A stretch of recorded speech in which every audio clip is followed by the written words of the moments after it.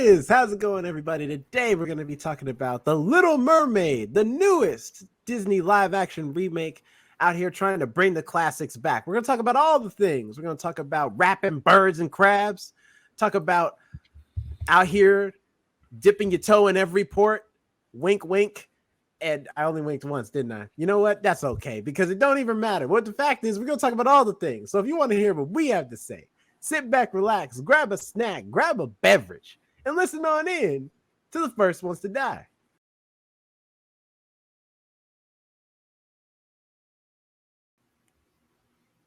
Hey everyone, welcome to the First Ones to Die podcast. You all right? You good? Still thinking about them cocas, huh? No.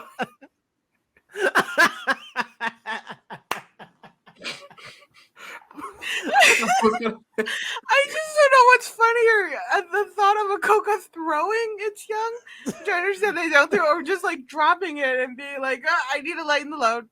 So like, it just kind of just played next side by side in my head. Okay. And yeah, Alex, how you doing? Oh, this is going to the episode? All right. For audience, for context, we were talking about Coca, spelled Quokka, which is an Australian marsupial that is the cutest little thing ever, but also as a defense mechanism against predators, will often take its child out of its pouch and leave it as because it makes a high-pitched noise that'll distract the predator and attract it, so that the mother could get away. Mothers of the year, Cocas. Oh yeah, I know. I'm stupid. It's so stupid. I'm fine. It's been a long week for me, and I think I'm finally at a breaking point. My car's still in the shop. They found like a bunch of other stuff wrong with it. Like I said, it's gonna cost me a pretty penny, but I'm hoping to get my car back soonish. I went to a Pride event on Saturday. Just something at Volunteer Park, which is this park located in Seattle. It's really nice. And guess who I saw there? Who? Erin, the projectionist. Oh, nice. I still work with her. Doing? Yeah. It was. She looks great. She's got her own booth. I bought a couple stickers from her. I should have grabbed them. Her design work is awesome. She mentioned some of the bugs she drew are by scale, and she's like, "Oh, look, that cockroach I found at the theater," and I was like, "Yeah, I believe that. I found a footless rat there once." But my sister, I swear the rats have been eaten by the rabbits, because now you don't see rats in Seattle Center anymore. You just see rabbits now. Really? Mostly, I've seen very few rats compared to rabbits. I've seen so many rabbits because they had control of the city during COVID. Nobody was out there, so they were just multiplying, and now there's many of them. So many rabbits. My sister made a joke because when I saw her, I didn't recognize her, and then she's like, "Did you work at the Science Center?" And like the moment I focused, I was like, "Oh, hey." My sister was like, "It's like when season 1 friends show up in like season 5 of your life." And you're trying to remember. I was about to say, did you guys recognize each other? Like, it's been a long time. It took me a minute. It's not until she was like, "Did you work at the Science Center?" I looked at her. I was like, "Oh, Erin!" Like immediately it clicked, and I was like, "Yeah," it felt like that for a moment because it's like, when "Oh, the old was cast this character the new cast?" I was like, "Was this character?" And you're trying to remember, is this character significant in any way? Were they an extra recurring character? Was they had a weird moment, But no, Erin's cool. She's doing great. Yeah, she mentioned she's working back at the Science Center. It was just really nice to see her and seeing her do something she loves, which is always great to see when your friends get to do that. But other than that, now I'm dying and thinking of rabbits. I love the idea that there's just a rabbit beef. Every time rats come out, just rabbits show up like a gang, just like, "What you doing here?" It's like, I just came to get some cheese. Nah, big fella, ain't no cheese for you here. Why don't you move on along somewhere? Decide first now. I always think about the cats that are let loose around Disney World to control the rodent population. Mm-hmm. How do they wrangle those? No, I don't know if I believe that. I believe Look, you don't see them, but they're there. Well, even if there was, wouldn't you at least see a cat at some point? And what do they do on the grad nights? What's specific about grad nights that cats would not show up on? Because there's sometimes when Disneyland's like open all night, for like grad nights and stuff. What do they do on those nights? Maybe they hunt the rats in the walls and stuff. You know what I mean? They keep it quiet. They're stealthy. They're like ninja cats. I think the cats are just doing cat things. Or they're just taking a break. You know what I mean? They're like, today's our day off. Like cats' natural sleep cycle to sleep 23 hours a day. So they probably, you shouldn't be seeing cats on an often daily basis. That's true. I get worried. Well, when I'm home with him all day, I get worried because he's sleeping. And I get nervous. And then I realize, this is what he does when I actually am in the office. He just sleeps. Mm-hmm. And then about like 7, he gets like, I must bother you now. Now is the time of my rising. Hey, look at big cats. That's why most of the time you go to the zoo, big cats are sleeping. They sleep. They're supposed to sleep 23 hours a day. They're only ever active when the sun is setting and when the sun is rising, like dawn and sunset. I did not know that cats slept. Well, I just didn't know they slept that much. I always assumed I was like, cats are lazy, but I didn't know they were that lazy. 23 hours? Who needs to sleep that much? You don't need to be asleep that much. I'm sorry.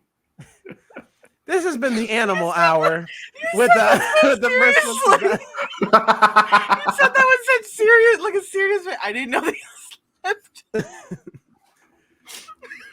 We just been talking about animals the entire time. It's fitting though. We're eventually going to talk about sea life, so it fits, I guess. How's your week been, John? Jerome. Oh, I was thinking Jerome. Anybody else?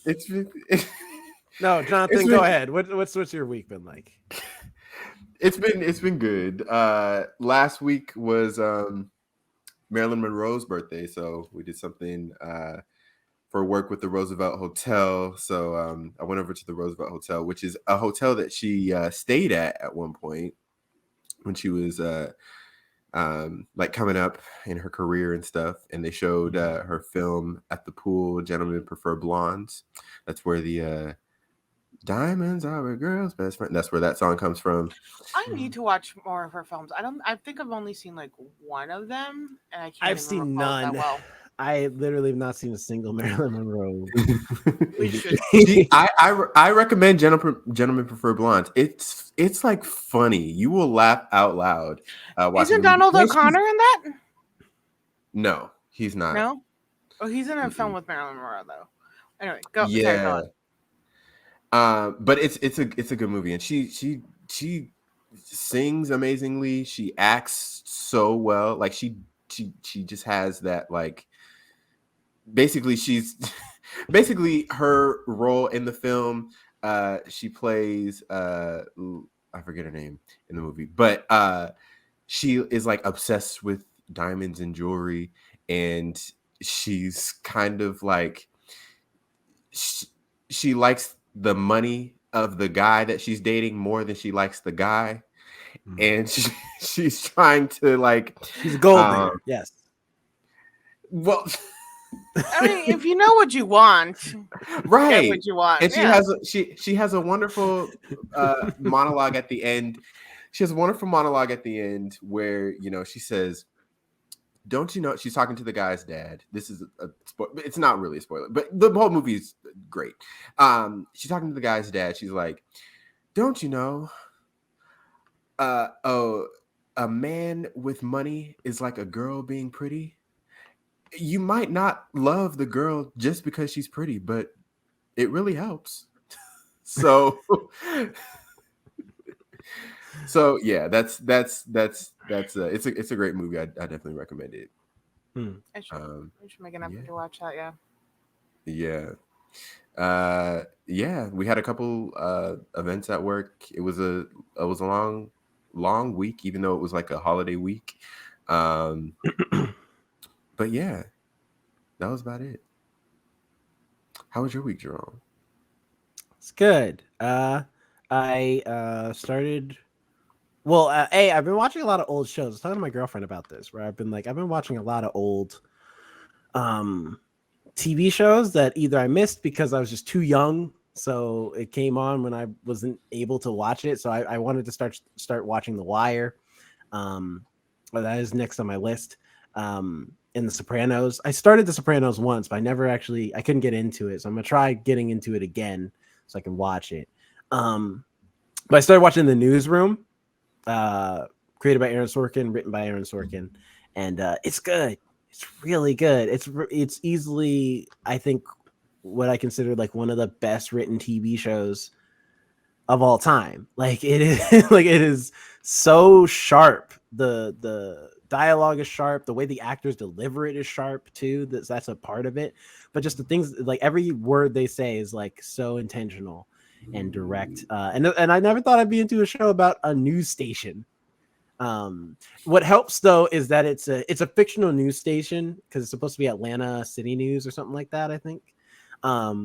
But the news stories they talk about are all real. In fact, like the first episode takes place on the day when Deepwater Horizon just happened, and so The because oil spill. yeah, so because the I there's you know, it's HBO, so there's always the like creator interviews at the end of every episode. And so I was watching some of them, and Aaron Sorkin was talking about how he's like, the best thing about this show is that it's a show about a news network, but this show came out, I think, in like 17 or 16, something like that. So he's like, the best thing about this show is that it's all in hindsight. So like I have the power of hindsight that we didn't have at the time. So I can make this news station be like the best news station ever because they're getting the facts right of stuff that we would only come to know later in real life at that time. And so it's like in the episode, like they're finding out things about Deepwater Horizon that, you know, in real life, we didn't find out till maybe like a week later of like why it happened and how it happened and stuff like that. And it's, you know, it's a great way to kind of just make the show more interesting. And it's puffs up the idea of like what news used to be, you know, news used to be honest and true and not fight for either side. You know, the main character's a Republican, but he's like, but I'm not down with these Republicans who are out here lying and not willing to like help this country. They're really all in it about the money. That's not me. And so it's like, so there's Jeff Daniels as the main character, and he's amazing. He's fantastic. So I highly recommend The Newsroom. If you haven't seen it, it's only 3 seasons. But I'm in season 2 right now, but it's phenomenal. It's also one of the shows to put Olivia Munn on the map too, because she's great in the show as well. So yeah, I've been watching that. Also, The Idol started this week. The Weeknd / Sam Levinson's new TV show. The first episode came out on Sunday. It's all right. I watched it. I don't know how I feel about it, but mainly I feel like same. Yeah, I don't know where it's gonna go, like at all. Because I've been hearing about all the controversy. I don't really know what the controversy is about. I know what the controversy is about, which is what helps also make me be like, I don't know, man. This is already starting off a little sketchy. Yeah. And I feel like by the day, Sam Levinson's like reputation is like soaring more and more. Mm-hmm. Granted, I will say the performances in the show are pretty good. I think everyone does a great job with the material they're given, especially the Weeknd. I think Abel Tesfaye is like pretty decent. He does have a vibe to him that I think fits the character he plays. So I think everyone's doing a great job, like as far as playing the characters. It's especially Lily Rose Depp as the main character. I think she's good as Jocelyn. We'll have to see more for sure to know like how good she is, but just the first scene alone, like she shows so much range and just with just her face So I have no doubt she's probably going to be great for the rest of the show. For sure. But it's just it's very 50 Shades of Grey. At least that's the vibe it's giving right now. That's not a show I expected from either of you two. Well, it's by the guy who did Euphoria. And okay. Marie. That Yeah. makes more sense. Yeah. All right. And it's the weekend. I was Not that like, I'm judging either of you. You know, I love you both and accept you for. Well, who you I are was and willing to everything watch you it love. because Sam Levinson created it, and the Weeknd. I'm loving what the Weeknd's doing right now, like music wise. So I was like, this is his first TV show. I'm curious to see how he does with it, acting wise. But yeah, given all the controversy and stuff, I really I'm not sure if I'm feeling this show just yet. But this is only the first episode, so I can't judge it. So I'm gonna stick with it. You can judge it. I absolutely judge everything. That's kind of what drew me in was the controversy. I didn't really hear about the show other than people talking about like, oh, this is controversial. So I heard about the show first, controversy. and then the controversy. Does the controversy have to do with outside the show or like the show? A mix of column A and column B. Most of it is like the original showrunner was who wanted to do the show is no longer attached to the show. Like Sam Levinson was not the original showrunner. He got brought in later because the original showrunner left due to creative differences. Mainly those dealing with the from what's reported. I don't know what's true or not. This is just what's reported. Reportedly, The Weeknd wanted the show to be more focused on him and Lily Rose Depp's character, and the way the original showrunner, who was a woman, she wanted the show to be more focused on just really Lily Rose Depp's character, like Jocelyn. And then The Weeknd would still be there, but he's just not as he'd be technically more supporting cast than main cast. Yeah, he'd be more supporting cast as opposed to like a really, and he still is supporting cast now, but not as like a almost secondary main character, And so then she left, but also there's also reports that the show under her guidance was going to be more about like female empowerment from the standpoint of, because the show is about a pop star who is possibly being manipulated or being brought into a dangerous sexual relationship with a cult leader, played by The Weeknd, by Abel Tesfaye. And so the original showrunner, according to the reports, her idea for the show was that it was going to be more about this woman kind of finding her own way out of that situation through, empowerment, through basically like her own means, basically, and fighting through that to find her own identity and become her own person by the end of the show, or at least I guess by the end of the first season, and then seasons would continue and other stuff would happen. The rumor and the other part of the controversy is that some of after she left and she was separated from the project and Sam Levinson came in, is that because Sam Levinson literally rewrote the entire thing. Apparently the show was 80% done under the old showrunner.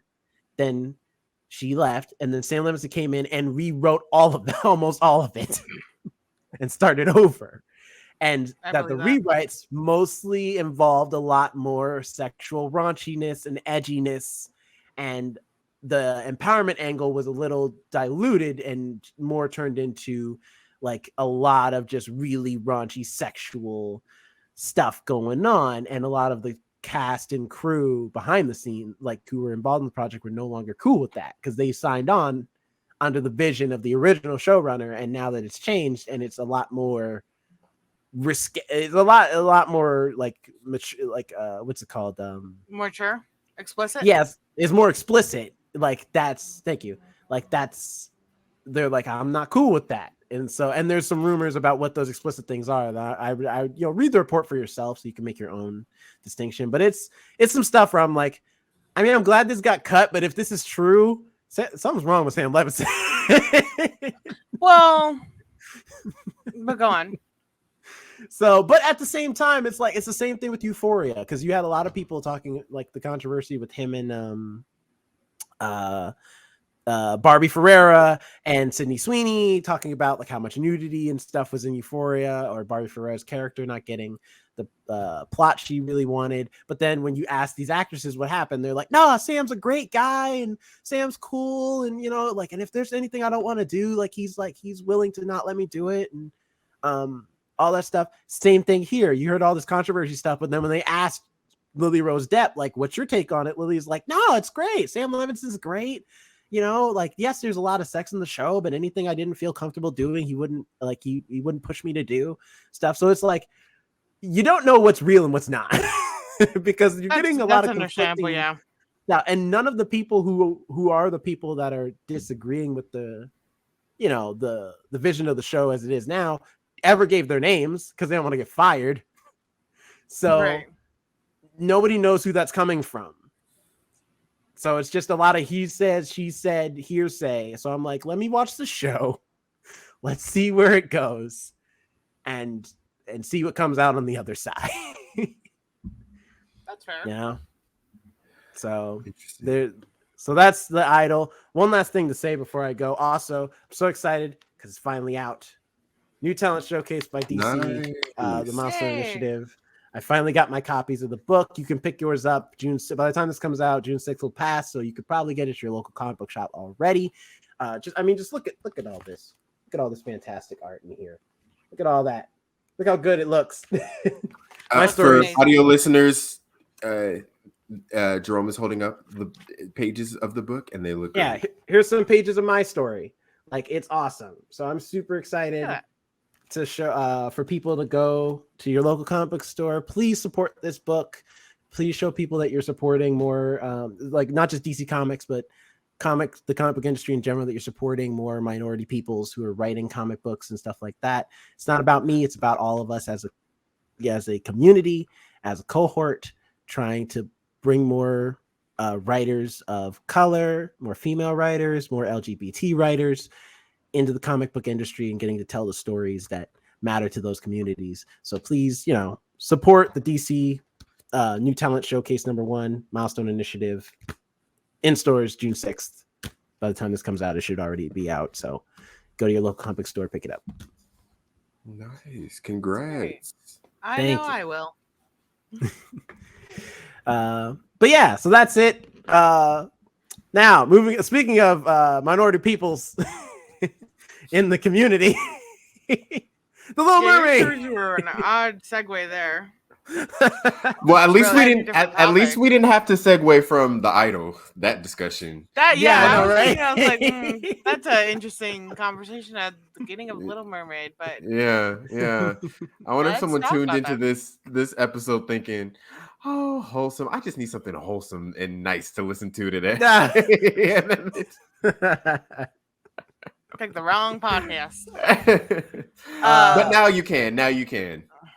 Little Mermaid. Yes, The Little Mermaid. As we know, this is Disney's remake of the 1989 animated classic about a young woman who makes a deal with the sea witch to trade her beautiful voice for human legs so she can discover the world above water and impress a prince. This stars Halle Bailey as Ariel, Jonah Hauer-King. Get it right. Not talking to you, Jonathan. Talking to the audience. But go on. Oh, you said not Halle Berry. I thought you said Halle Berry. Yeah, I thought you said right. No, not Halle Berry. It's Halle Bailey. Get it right. Jonathan got it right. You can do so too. And it's not Haley Bailey either, because I've heard people pronounce it like that too. Probably white people. Like, oh, her name's Haley, like mine. That's great. Haley Bailey. I would hate my mom if she ever named me that, Haley Bailey. Well, I heard an interview. I saw an interview with Halle where she was like, that was the reason my mom named me Halle, because she was gonna name me Haley, but my name would have been Haley Bailey. But anyway, that would have been cruel. But go on. Right. Melissa McCarthy, Javier Bardem, Noma Dumezweni, Nice. David Diggs, Aquafina, Jacob Tremblay, and more. So, if this is your first time listening to one of our reviews, what we normally do is we will give our general thoughts, non-spoiler thoughts. What we, liked. Did we like the movie? Did we not like it? And then we'll give you a warning before we go into our spoiler section and dive deep, no pun intended, into the movie. No, totally intended. Listen, it's hard not to make water puns doing this because you're like, man, the flow of this movie, god dang it.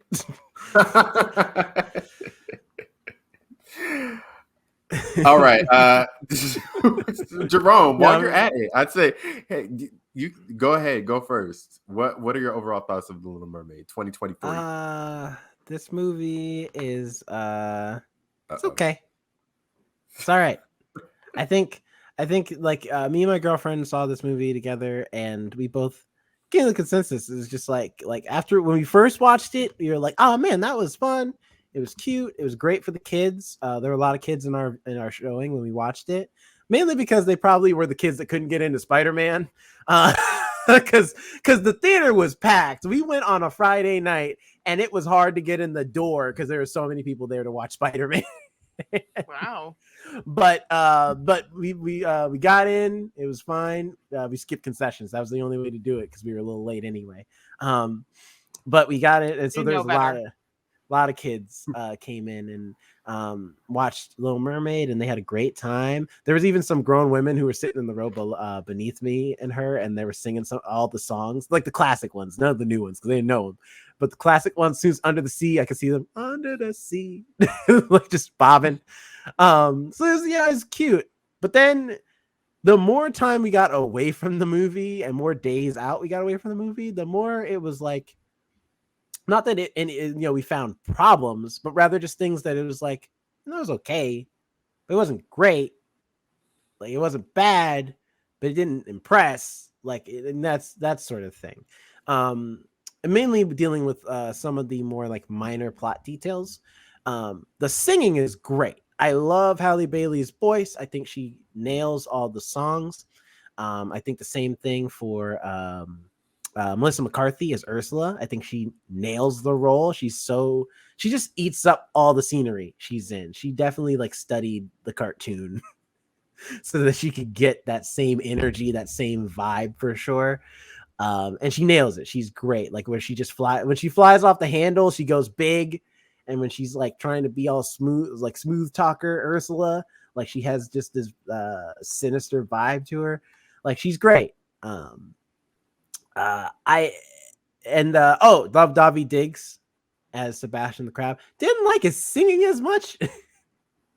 It just felt very flat. Not like, what I mean? It didn't feel as like, it didn't feel like he was allowed to do as much range. Maybe that was his way. Like maybe it's because he was trying to do a voice and sing at the same time, which is kind of hard to do. But it just feels like he didn't really like go there with it. But that's just how I feel about the movie without spoiling too much. It's not that I didn't hate the movie. But I also didn't like think this movie was like amazing either. I think it's very middle of the road. Like that's where I'm at with it. Oh, I did appreciate the Caribbean vibes though. Thought that was cool. Alex, your overall thoughts? It was okay. I've never been a Disney. I was never a Disney kid. I was never a Disney adult, and I was never big into princesses or anything like that. I was more horror movies and Pinocchio. I loved Pinocchio as a kid, which should tell you exactly the type of Disney films I did enjoy. So I wasn't excited to see this. Like I wasn't excited like a lot of people were to see this film. I thought it was good. I thought it was pretty. A big thing that bothered me was at the beginning I even said it was the coloring looked muted. After finally watching the movie, the coloring was very blue. It looked like they had a blue filter on for the first half of that film. Even when it was with Eric on the island or the prince on the island, there was still a blue filter over that camera. Blue. Yeah, so I'll go. But like that's my major thing with this movie was just the coloring. It's like do y'all forget to like do that? Yeah, the a couple color times? grading is not amazing in this film. Yeah. It's But- very bland for a lot of it. But I think all the actors did an amazing job. They did really good singing. I'm sorry, what was his name again? David Diggs. You're right. His singing could have been better. I think he wasn't as because the original Under the Sea, like it does hit. Like it's pretty great, very theatrical. You want to sing with it. This one was a little more like chill and like could have been more. Mhm. But other than that, it was like an okay film. I think it's a sweet film. It's definitely like a family friendly film. It wasn't as dark as most Disney films were, which is appreciated. Kids don't have to walk away, subconsciously scarred anymore. I think that's the generation we're heading into. But I still enjoyed watching it. What about you, Jonathan? I had a great time watching this movie. I was eating it up like I was eating my nachos while watching this. I thought you were gonna say eating it up like sushi or something, like you keep the fish thing going. No, fish are the friends in this. What are In you this talking universe. about? He's They literally eating watch flounder. right. They watch Scuttle eat fish in front of them, and they don't say a word. They're like, "Man, screw them. They got caught, not me. All I know." Well, Flounder's the homie. All right, Flounder is the homie. But yeah, I really liked. I really like this adaptation. This is probably it's at least in the top 2 of my favorite Disney live action remakes. And I'm not sure if that's like recency bias. It might be, but ask me later on. But Halle Bailey, she knocked it out of the park, singing, emotionality. Is that a word? Emotionality. It can be for today. It's not a Yeah. word, but we'll give it to you. It's a word for today. The emotions that she was able to convey on screen, and she didn't just show, because sometimes when singers go into projects, movies, or TV, it's usually like, we know why you're here. We know you are here to knock these songs out of the park, and that's it. We could fast forward through all of the emotional acting scenes and just get to the singing, because that's what we're here for. But I was here for more than that. She didn't speak for a good portion of the movie, and I still felt every single part of it. I think she did a great job. I think her and Prince Eric, and Jonah hauer-king, that chemistry that they had on screen was really great. I thought it was really palpable. You could tell.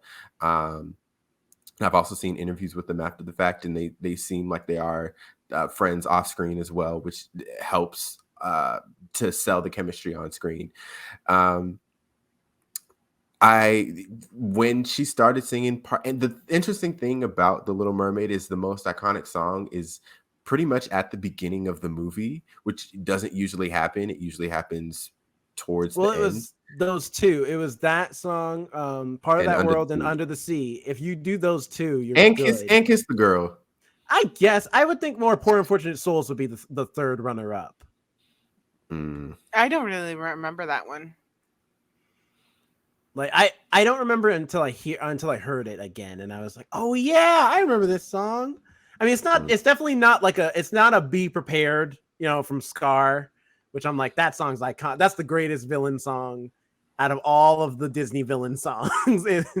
I still be jamming to that. But that calypso drums, and I be prepared. Like that's my jam. But that's why I hated that Lion King butchered it so much. But I love a good. I love a good. in there. I love a good Cruella de Vil. That's true. Cruella de Vil is that's a good villain theme too. That's a dope one. That's a solid one. It's iconic. Yeah.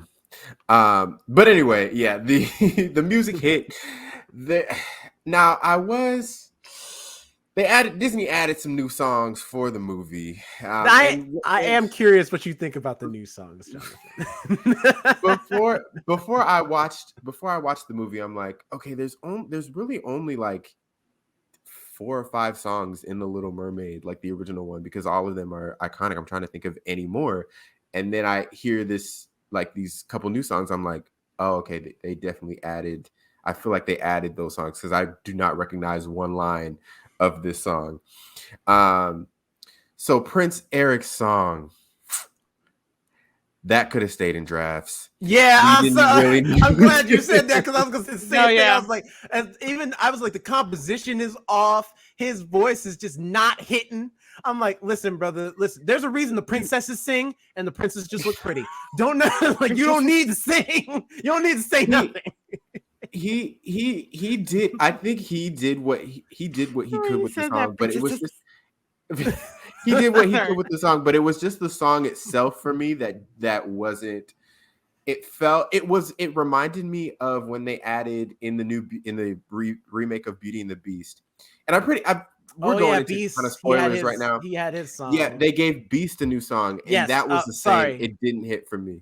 Same. Hold on before we go there. Yeah. So audience, we're going to go into spoiler section. So if you haven't seen, damn it, what's the movie? Little Mermaid. If you haven't seen, it's up here in the left-hand corner if you need it. I know. Sorry. Anyway, now I'm just talking shit. Anyway, if you haven't seen The Little Mermaid, and you probably have because it's the same movie. But if you haven't seen this version of The Little Mermaid, tune off now if you don't want to be spoiled at all.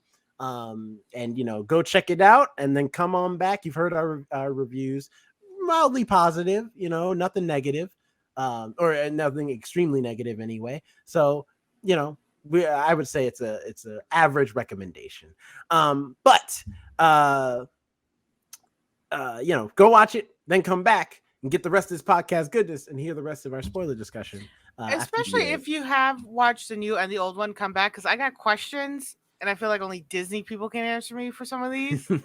So I do need people to come back, listen, and answer some questions for me. But go on with the music first. But yeah, I agree with you. Prince Eric's song, I was like, that was the main one. I was like, out of because I think it's 3, right? It's 3 songs that are new. I think they added 3. Yeah, the Princess song, the Scuttlebug song, and then Ariel's song, which is on land. Yeah, so out of the 3, that's the weakest. Prince Eric's song is easily the weakest. Prince Eric's song was also the one where, as he's like singing down the steps, everything is blue. There's a blue hue to like everything. So the color is off too. Well, it's nighttime, Alex. How are you going to know it's nighttime? Is it supposed to be nighttime?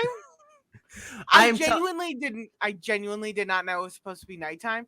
It was this weird blue. Okay, that's not nighttime. You know why it is? Because I think they may have filmed that on a set.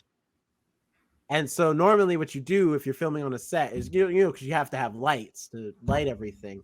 You'll put a blue hue on color grading so that it does look like nighttime. But you can still see everything, But the idea is normally that it's the moonlight that's shining. That ends up giving it the white hue. Yeah, the white light. Are you talking about the Prince his song part or his song? Oh, okay. Yeah. Because he did the same thing the second night scene he's in when he's out in the rocks and he finds Ursula as her human form. That's right. So they use the blue hue correctly. It's so blue that it's just like it kind of is a little distracting, especially because the color grading in this movie, the entire film, is off. Sometimes it's really bright and saturated. Other times it's not. Other times it's really blue. Other times it's really orange. Like it constantly shifts up and down, and it's kind of weird. It does. The color, everything seemed off to me. And I kind of was like getting it at the beginning. I was like, all right, it's a lot more colorful than I was giving it credit for from the previews originally, because it mainly showed her in that one scene where she's in her little cavern, and that's where it has that hole of moonlight that comes through and illuminates things. So kind of, okay, it gave her more of a spotlight. I get that. But then when they were adding like what felt like the water filter you find on TikTok across the screen to help give her waves, it came just randomly. Like I would just see her get wavy all of a sudden. And it felt like they were yeah. just putting it out of nowhere. There was no consistency with that. Something was weird with the CG with her face. Because you could tell that because the mermaid body is CG, but her face isn't. And so they're trying to impose her. They're kind of doing the same thing they did with Genie, with Will Smith, where they made the CG body of Genie, and then they probably did like a mocap of Will Smith's face and posed it onto the character, and it didn't always mesh. I think it's the same thing here, where sometimes when she's moving in the water a certain way, it doesn't always mesh well with how she's moving. Well, I've seen a whole bunch of, like, half my TikTok page is the behind the scenes and like interviews for this movie because I keep watching them. But so I saw a thing where someone was describing the like $100 or whatever $1,000 lock extensions or locks that they put on Halle Bailey. She only used for like 2 parts of the movie. I think when she's on land. Most of the parts when she's underwater, all of the parts where she's like completely submerged underwater and it's CGI, and you can see in the behind the scenes, she's wearing this like cap, and this is the same for Melissa McCarthy as well, and Javier Bardem, I guess. They're wearing this like cap that covers their head, and then she's wearing this like bodysuit thing, and they're doing their like she's wearing a mocap suit. Yeah, you're right. I actually think I posted that on the Instagram or the TikTok because there was like, I don't know how actors don't laugh. You're right. She was wearing almost like a swimming cap to show like the hair constantly flowing. Yeah, so all of that hair, which I actually found pretty impressive, because I didn't realize until after I watched the movie that all of the hair, Melissa McCarthy's, Halle's, I knew that. They like were not wearing their wigs at that time. Like all of that hair was CGI, which I figured because it's like, because it'd be too hard to try and do it practical. There's no way. Well, you're not going to have them as well. Well, yeah. I mean, that's fair. I didn't think that they're like when they were just sitting there and their hair was like rusting. I'm like, all right. Oh no, I'm not saying you should have known that, Jonathan. I'm just saying I knew that because no, I'm not saying you should have known that. I'm just saying I knew it was because in my head I was just like, there's no way they can do it practically because it's just too hard to get the motion right practically without actually putting them underwater. And unless they're gonna go Avatar Way of the Water realm of it and be like, look, we've got Marines in here, or not Marines, Navy SEALs in here. They're gonna teach you how to hold your breath underwater, and y'all are gonna do these scenes underwater right now. Unless they're doing that, there's no way. So Disney question. In the original Little Mermaid, or even in this one, can Ariel breathe on land and in water when she's a fish? Yes. I think so. There's the scene when she's on the rock, even is one of the most iconic shots from the movie, is that she's by water, as long as she's still moist. It's just like fish. Fish can survive out of water for a certain amount of time before they just die. Yeah, but as long as they get back to it. They're suffocating. They're like showing signs of distress. They're doing the flop. I'm sorry. Are you asking about the biology of a fantastical creature known as a mermaid? Yes, because the moment she gets legs, and I don't know if it's like this in the original one, the moment she gets legs, all of a sudden she can't breathe underwater and she has to like swim up. Which she doesn't know how to use her legs to walk, but she can swim up with them. I guess it's like natural, you know. She's like, I guess I'll just move because there are some people who swim and they look like mermaids. Like the way they move their body, they kind of flow with the water instead of kicking their legs. So there is a way to do it. But I was just wondering is that a thing in the original movie too, where like when she gets her legs, she can't breathe all of a sudden underwater? Yes, that is a thing.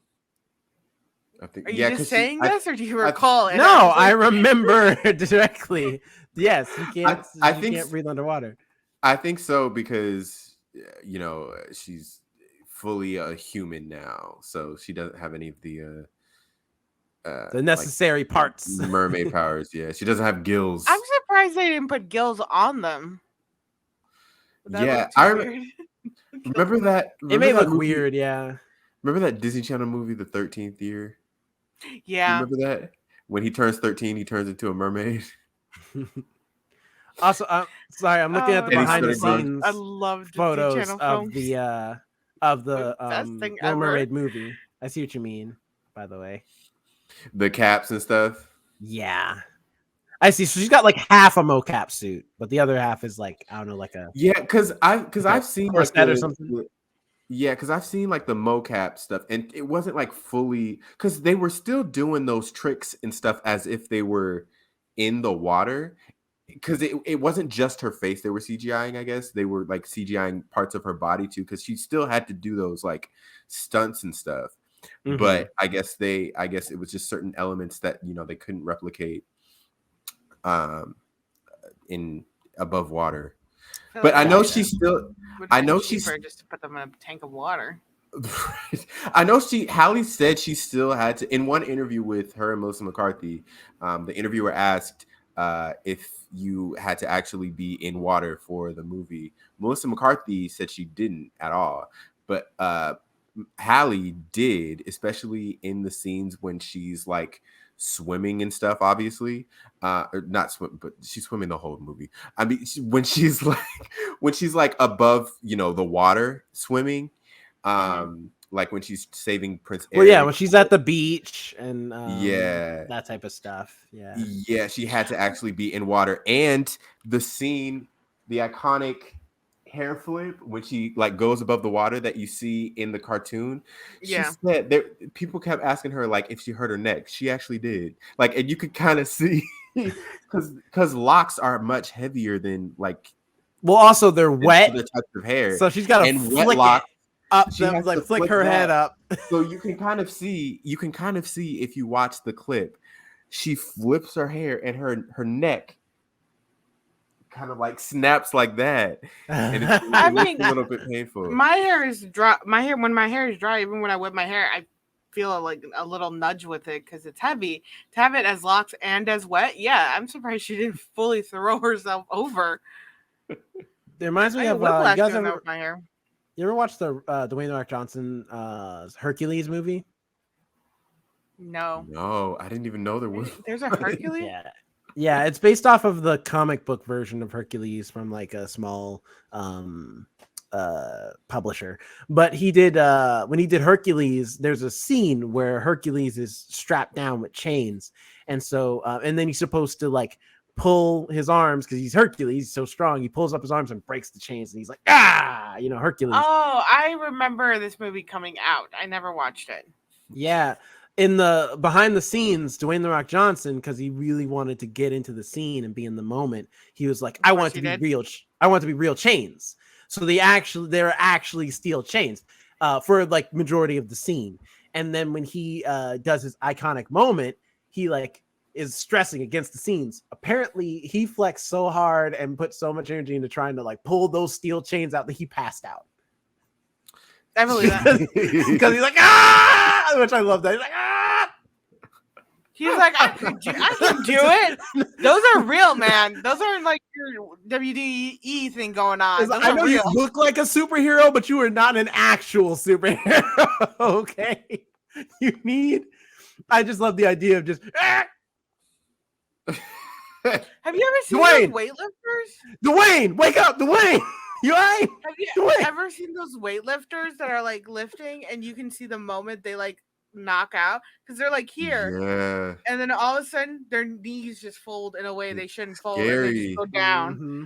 Yeah. Luckily, that's why if you ever weightlift or do anything with weights, always have a spotter. Make somebody sure somebody's around Yes. to Absolutely. help you. And don't lock your knees.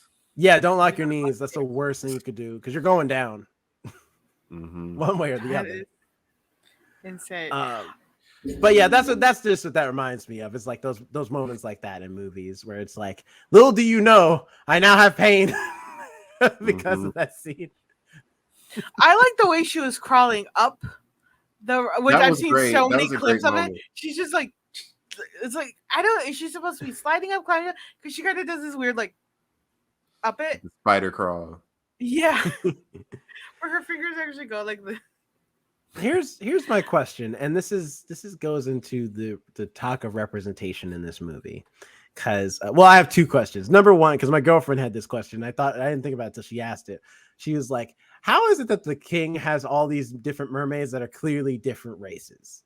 I guess except for like he has an African one and then the American black one, I guess. But the rest of them are definitely all different races." I'm like, what do you mean? He'd be out here, just like fertilizing eggs in every ocean. You know what I mean? He goes around. He's like a sea turtle. He's the king of the seven seas, so he has to have a wife in every sea, apparently. Yeah. So look, I'm here in the Indian Ocean. Whoever's the finest mer girl around here, I'm smashing. So get her ready, because I'm coming. I don't want to hear that sentence ever again in my life. The finest mermaid. I genuinely don't know how to continue after that. Well, I was gonna say he probably just like magically created them too. No, because like he could. No, he says she has a mom. He says Ariel's mom was killed by a human, so they have moms. They're just not around, I guess, or something. But also, they all live in different seas. They don't all live there. They just are coming together for the current celebration. So clearly, they also are in separate places at all times. Which is a nice change, because originally they all just lived with each other. Mm-hmm. So that was a new change. It's like, okay, you control over the seas you control over. Which there is one, and I was like looking up little details and stuff like that, how there was a prequel cartoon for Little Mermaid. And one of the sisters is next in line. She's like the crown princess of the seven seas. So she takes over next. I was like, that's a lot of lore going into Little Mermaid. A lot of background story that I didn't know or wasn't prepared for learning about that. But I thought that was pretty cool. But I feel like that idea, all jokes aside, I feel like that idea is really cool, and they do nothing with it. And I wish they would, because I'm like that, because we were, audience, if you watched our first ones that I talk about Disney remakes, we talked about how, sometimes, at least for me, and maybe for you, Alex, as well. I know not for you, Jonathan. You were loving all these remakes. It feels like not all of them. Not all of them. I said I eat the meat and spit out the bones. The one, I mean, not in those words, but like I enjoy them for what they are. And if I don't watch them, I don't watch them. I love chewing on bones. Good for bone marrow. But the a lot of these remakes feel like they don't really have a lot of creative vision in them, because they're just doing the same story that's done before, just like now with live action actors. And if they do change things, they're very minor. They're not major changes. And I feel like this is a major change that I think could have made the story a lot more interesting, of like expanding on the kingdom. Granted, the kingdom looks like trash in this movie compared to the original. In the original, they live in a friggin' palace. Like Atlantis looks well, that's dope. what I'm saying. They looks like rocks. Like, together. This was just like his thing. That's what I was gonna say. I was like, I wish they hadn't brought up Ariel's mom, because this way it could have been a more like magical, like he basically, for a lewd, explicit way of saying this, that basically he fucked a sea and had a child. It would have been in a Little Mermaid. Why does it have to be that he has sex with the sea? Why can't it just be his magic trident that could do anything? Have you ever babies? Have you ever read Greek mythology? Yeah, but this is a fantasy and a exactly Disney film. Why. They're making it up as they go. He wants to have a child with every sea. I don't have to say that, but you know what I mean. But now saying that there's a mom, well, now you have to explain that there's a mom for everyone. Did you sleep with a human? Did you sleep with another mermaid? How many mermaids are out there? It leads to questions. And you could have just been, I had a child with the sea, or something, magical, or from the sea a child came, which was my heir. By the way, 7 seas. Can you each name 7 of the seas? There's the Atlantic, Pacific, Indian. Antarctic. Mm-hmm. Is the Antarctic? Or no, the Arctic. Sorry, the Arctic Ocean. I can't remember. Arctic, North Atlantic, South Atlantic, North Pacific, South Pacific, India, and Southern Oceans. There's a North and Oh, South Atlantic. North I always Atlantic? consider it all Atlantic. Same thing with Pacific Ocean. I always consider it all Pacific Ocean. Yeah, I guess Yep. that's why it's 7. Otherwise, it'd be like 4. 5. Yeah.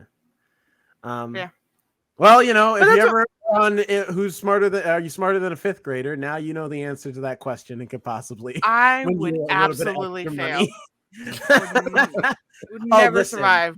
Listen, me and my girlfriend talk about having kids all the time, like way down the line in our future, but just, you know, to start talking about it now so we know what we want in a relationship. And I am not ready for the day when my children get old enough to start hitting grade school and being like, Dad, I need help with my math. And I'll be like,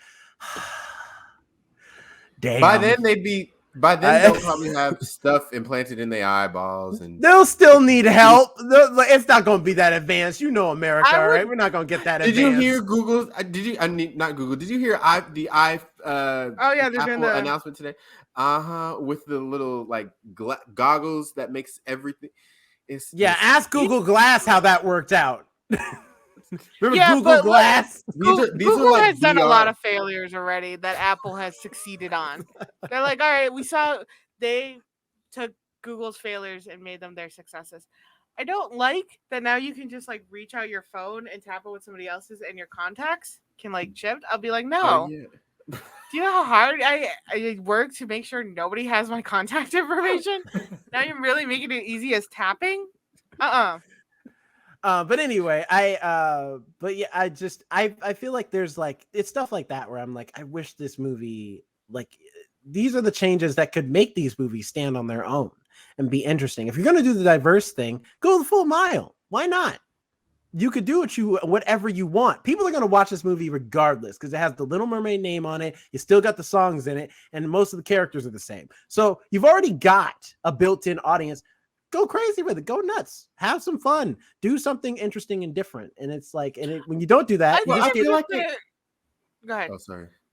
Go ahead. I was gonna say I feel like they kind of did well with the 7 Sea Daughters, plus, you know, making this setting a more Caribbean setting, which is more indicative of the characters. And hello, we got a Jamaican crab. And that's true. Which is the guy actually Jamaican? He's David Dix? American. No, Yeah. No, he's that's an American. accent. He's That putting is an on accent, that. right? Granted, his accent sounds more natural than the accent of the actual Sebastian the Crab. Now, granted, though, it depends on what you want, because Sebastian the Crab in the cartoon is a cartoon character. That's a cartoon voice. And here, since I guess they're trying to be more live action, this is a more realistic, natural Jamaican voice. So it's just like, which one do you want? Do you want the cartoony voice because it fits the cartoon perfectly, or do you want the more realistic voice, which does fit a live action setting? But ironically, the live action one at certain points, because it was laid on properly and thick, I was like, this almost sounds mildly like a racist in a way, because you're looking at this cartoony thing, you're looking at this like animated crab, and suddenly it's like talking to me in a real Jamaican voice, and I'm like, are you mimicking the land's language? Oh, hi, Mr. Gibson. Is that your real voice? Like, at times it just felt like really like I didn't like the crab at all. I wish they had just made him look better. I just kept thinking Mr. Krabs too. I didn't like his look. Yeah, his Mr. Krabs eyes. Yeah, because crab eyes are so small. They're so tiny. So they had to make it up for this one to work. But it's like, okay, they gave you him can't pupils for no reason though. You can't have your cake and eat it too. You either going full live action or you're not. Okay, flounder looks like a fish. The seagull looks like a seagull. Right. Like, you cannot have it one way or the other. Yes, you can, because mermaids don't exist. Okay, all right, but that's the only one. No. They're the fantastic creatures. Mermaids don't exist. Crabs exist. Like, singing crabs don't. Jamaican singing crabs don't. They apparently do. Oh, Mr. Gibson. He's like, I don't like this. Gibson, if you agree with me, wobble around. That's He not agrees fair. the He's crab is already right. wobbling. He's pre-wobbling. It's You can't also- use. we're Objection, Your Honor. The defense was already pre-wobbling before he started, before he started litigation. I Wobbling, demand this wobbling, court wobbling. be brought into mistrial. Overruled. Gibson's verdict stands. I also when they're in that room where Ariel's showing Eric how like things work with the conch and the geo inside the shell. When also they're about like she's showing him like, oh, all you gotta do is blow, and the little crab is in the background being like, and kiss. It reminded me of like every meme or everything where everybody's like, now kiss. We were a little close. Like the little crab was a little fan. Wanting its little ship to kiss, like, oh no, I'll talk about that off camera. But I also was bothered by his design, but I kind of rolled with it for a while because I liked Daveed Diggs' performance. I thought he did a pretty okay job. Yeah, no, his accent was so real, which is why I was questioning. I was like, wait, is he or is he not? Because I know sometimes you. I mean, you he's get to know black, so there's that. I meant but... like you get to know actors and you like hear their real voice and you're like, oh, they were British. Oh, they were something else. And then No, you're like, he's I always thought American. they were American, and then they come out with this whole other accent. I'm like, oh, I've just been wrong about you this entire time. I apparently know nothing. Well, about he got his like rise, and he was in Hamilton. He was in the original cast. Right. And I remember, yeah, I was like, all right, maybe he's just American because he's in an American play. But I'm going back to the new songs, and you know, Prince. We had a miss with Prince Eric's song, but I was kind of vibing with the other two. I was kind of vibing with the Scuttlebug song. I like the song. I do agree though with, I think I was watching Double Toaster's review on Little Mermaid, and I do agree these songs don't fit. They don't fit the vibe of the movie, and it's because you can tell they're songs made from two different eras. One is made from like an era where they're trying to make these like timeless musical classics, and then one is like R&B and hip hop, baby. Let's do it. And you could tell because Lin-Manuel did work on this. He did work on the music for this, so you could tell that was directly that song is directly influenced by Lin-Manuel with the you know the sing rap hip hop style. Yeah. But I thought they picked I thought they picked two great people for that song with Daveed Diggs and Awkwafina, because they both are like used to that style of music, I guess. And they sell it. They perform it pretty well. I think Scuttlebug will be more popular than we think, only because we know what the classic ones are, and we're like, these are the classics. To like, this sounds like definitely something a kid who's watching Little Mermaid for the first time or watching this version of Little Mermaid will definitely be like, that's what I'm clinging to, because that one was definitely more fun and more like, hey, it's you better believe there's some parents that are just like, they just be in the middle of cooking dinner and all they hear is, the scuttlebutt. Like, what the hell? So like, I think that one's gonna be like this generation's classic compared to like, oh, like Kiss the Girl or something, like that is be like, right. Yeah, you're definitely gonna hear Scuttlebug come out of your kid's bedroom at 3 a.m. Right. I also did like Hallie's new song. Was the first time? I think that's what it was called. I think so. I liked it. I liked how it fit in the narrative, though, for sure. Especially when she's like, when it's all that, it's the crescendo of like building to her being like, and I'll say, and she's like, she can't speak, and I'm like, that's cool. And I love that it's an inner monologue piece, because that was my biggest concern about this movie, especially people being like, it's an empowering movie for women. I'm like, how? The movie is about a woman giving up her voice for no other reason than I want to be with a man. That's it. Actually, do you know the original Mermaid, the original one from like Norway? I think it's from Norway. I'm not sure. She actually, when she trades her legs, it's actually like walking on knives for her, and it's really painful. In the end, she doesn't even get the guy. She sets it up so he ends up being happy with another woman, and then because she's so sad and depressed and unloved, she turns into sea foam. See, but that's that version. We're talking about this version, and in this version, that is the story. But she work. They make it work. Yeah, They and make it and a lot better than that.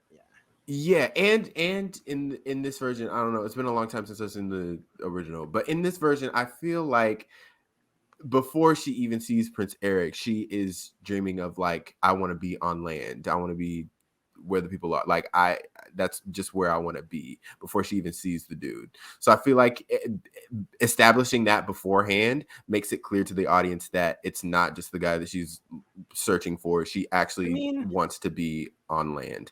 I don't know, because the original movie did the same thing. Like it's not like this. Like it's not like this movie is came up with that idea. The original movie too. She's interested in land before, like she finds all the stuff, and then she sees Eric, and then she's like, I'm willing to, give up my mermaidhood to go and fall in love with this man.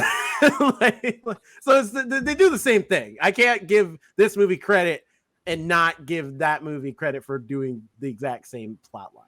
Well, this one, I will say she does have a brief moment to want to explore more than she does be like, oh, I have to go find him. She's like, oh, look at this. Look at all the humans. I'm among the humans. Yeah, that's what I will say. That's the thing. That's the difference. I did enjoy that. She gets to spend time on land without Eric so much before she meets Eric. And I think that's the difference that makes this a little bit less.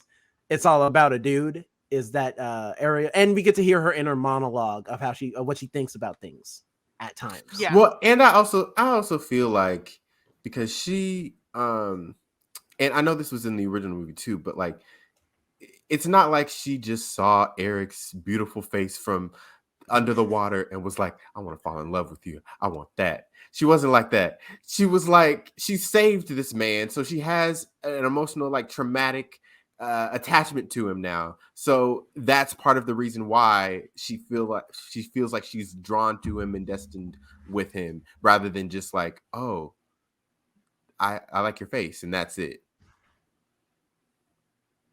That's fair. Also, I'm reading part of your world. Hold on, I'm like, yeah. You know who I was really disappointed in? Javier Bardem's King Triton. Why? I'm gonna be real honest with you. No, I was too. I thought I'm like, you're not a good dad. Well, none of these Disney dads are good dads. But I was like looking at King Triton when he first came out. I was kind of expecting. I'm gonna be honest with you again. I was expecting more of a Daddy Triton looking guy. But then I really just got like Triton. Look, and I was like, Pedro Pascal can't play every dad in modern cinema. Okay, some other dudes gotta get a chance. That's fine, but if you're gonna CGI, that would have been interesting to have Pedro Pascal in this role. If you're gonna give me a Disney father, make it look more like Daddy Disney, like Daddy with the Z. I want a Daddy Triton. First of all, did you not see that flowing beard? Did you not see the cape of fish? Okay, this man has swag on him. He had the arms out. This man was buff. You know what I mean? He got like very thin and narrow. He's a mermaid. All of them are thin and narrow. Narrow. You could have made a thick mermaid. All right. He's toned.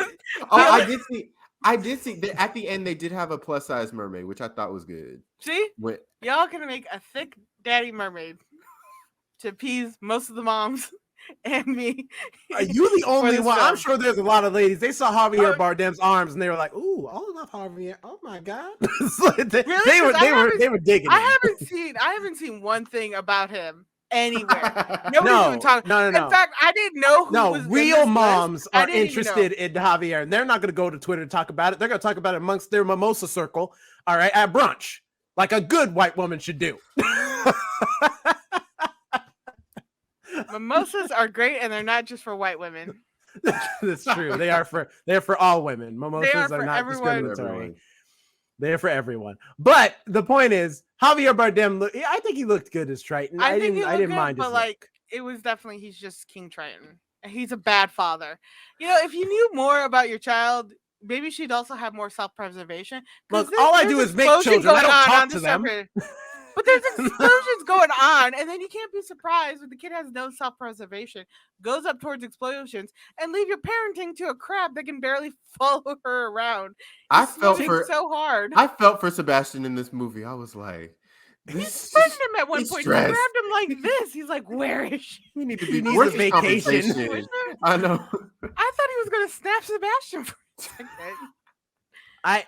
Here's the thing though. No, he saw the explosions and he was like, good, and I hope they burn in hell. It's like, Right, I but don't he give a never damn. warned his children, hey, there's explosion.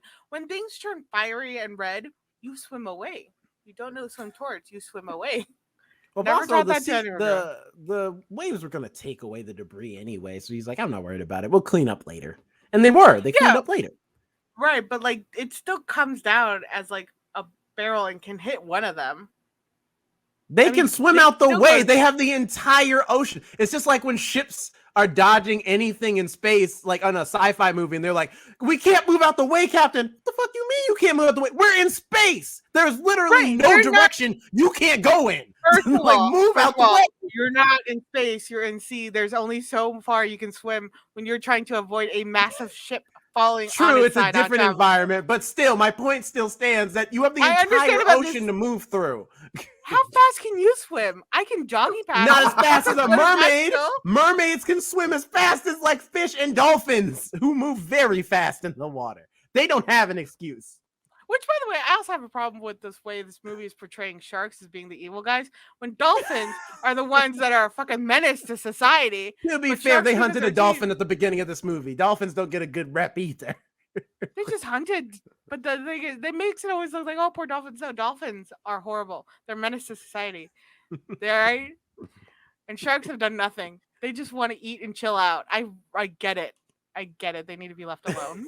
They had to make you bonded with Sebastian and Flounder. I didn't bond with Flounder. He was annoying. That's because He could Flounder literally be done. He could literally not be involved in the story at all. Flounder and is nothing would barely in the change. movie. It's true. He's well, not really a part of this film. because that's because there's only so much you could do with the fit because a lot of it takes place on land and you can't really Scuttle and Sebastian can go to land, but Flounder can't really go to land. Like what I could tell you is Flounder also is having Lion King syndrome. Fish don't have the bones and facial structure to make emotions. So the entire movie, every time Flounder, Ariel, I'm so sad. Oh my god, no, Ariel. That's him. The entire movie, blank face, staring at you. It's like, I'm sorry, Flounder. I'm sorry, I can't pick up what you laying down because you were so stone faced because you're a fish.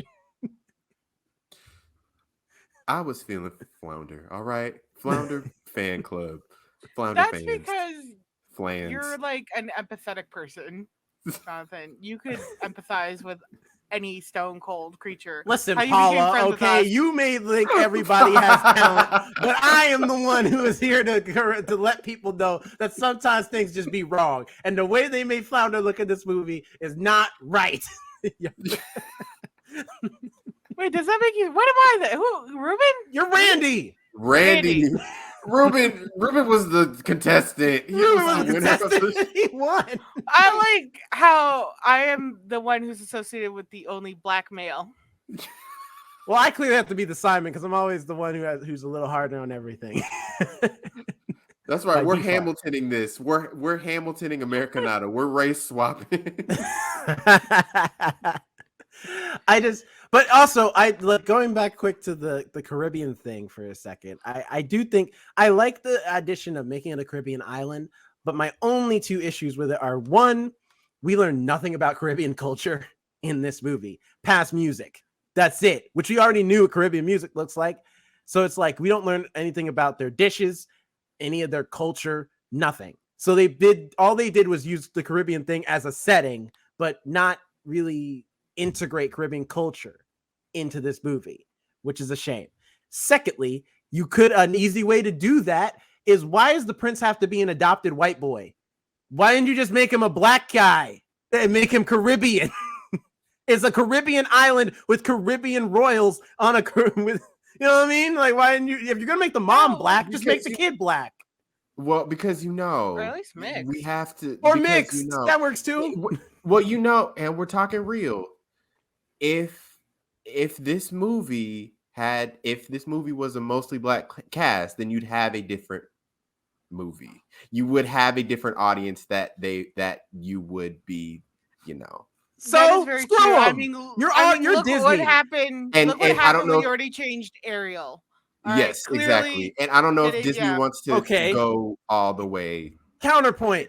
Aladdin still made money now, didn't it? And there's not a white person in that film except for the one man. They who added plays the one. prince. They had to add one. And he's not a main character. He's not I guess important. he's getting his own movie. That is true. He's getting his own. That's literally because Aladdin, you can't have that movie with all white people. My point is that the movie, it doesn't matter. It doesn't matter. People will still watch. The people who are into it will watch it. Gods of Egypt with what was it? Jake Gyllenhaal? All white people in that. And that you talking about Prince of Persia? There we go. I was thinking Prince of Egypt. But my point still stands. That is still Disney, but the point is that it's like you're making movies based off classic films. Either people will go see it because because they're interested, because the people like us will go watch it and be like, okay, well, let's see how good it is. There's got a black mermaid. If it's a black prince, okay, cool. Let's go watch it and see for ourselves if it's good or not. And then the people who are haters, they talk a lot of shit, but let's be honest, they'll still buy a ticket like they're dumbasses because they still want to go and complain about it, but they want to have an informed argument. So they'll still give Disney the money anyway. So realistically, it does not matter. They could do it and people will still give them billions of dollars. I see your point, but at the same time, there is unfortunately a limit to how much you can make a cast. As they keep saying, race swap a cast, which is, stupid if you're setting it in a Jamaican location. It's not race swapping, it's race associating with the location, but I digress. Unfortunately, there is a limitation thanks to, races. Here, everything else in this world. Or there was a third alternative. You could take that money and make Atlantis like you should have done in the first place. Sorry, that's my only Atlantis dig. There we go. I mean, that's again still a strong point there. Yeah, with the adoption thing, I did thinking about it after the fact. It does kind of add this other element of Prince Eric. He with adoption, he may feel more independent, which contributes to his character arc of being strong and wanting to be a leader and wanting to he's a terrible leader, by the way. He wants to be a leader, but he really doesn't know anything except how to give good speeches. And it's like, listen, Prince Eric, I respect that you want to hang out with us and stuff. You drink with us, you have a good time, and you give great speeches. But here's the thing, though. When the chips are down, you don't know what you're doing, okay? When it's time for action, all of us be dying, and you don't have the answers, okay? I assumed the whole adoption point was that he feels out of place too. He doesn't feel like he fully. I thought that's what they were trying to do. I also could have just done without the adoption line and would have thought nothing of it. Been all right, the dad's kind of white light enough. We could even we don't even see the dad. Yeah. We see Grimsby, who's his assistant. The king never comes up at all. We never see him. So for all they could have just made the king white and it's been his queen is black. You didn't, and that would have been have to even acknowledge the adoption thing. Yeah, that's what I was thinking. I didn't even think about it until they're like, "Oh, you're adopted." I was like, "Oh, I guess I guess he is." Well, we know Disney rules. We know Disney rules where in the original or the Brandy Cinderella, Rodgers and Hammerstein Cinderella. We had Whoopi Goldberg, Peter Garber, who had a son who was Filipino. So anything could go. Fun fact: actually, just watched that with my girlfriend because she had never seen it, and so we watched it. She wasn't feeling it as much. She thought it was a little cheesy, which it's TV movie of Cinderella. So I was like, it's a product of its time. I'm still into it. Disappointed. I love it. And this is right. Those songs when Whitney Houston starts singing, Impossible. Here's the thing. One thing we did find, every song is great, except that first one. I don't know what is with That's that one of my one. favorite songs. Oh my gosh, that's one of my which favorite songs in the It's movie. the composition mixed with The her voice. sweetest It's sounds. yeah, because she sounds great. Brandy sounds great. The Prince sounds great, but it's something about the music. It doesn't quite line up with it doesn't harmonize, I guess, to me. It just doesn't sound like it harmonizes quite well as it should. Song, you know what I mean? That song was actually, and now going into the behind the scenes of the 1997 Cinderella, but it's on topic anyways. It's Disney remakes.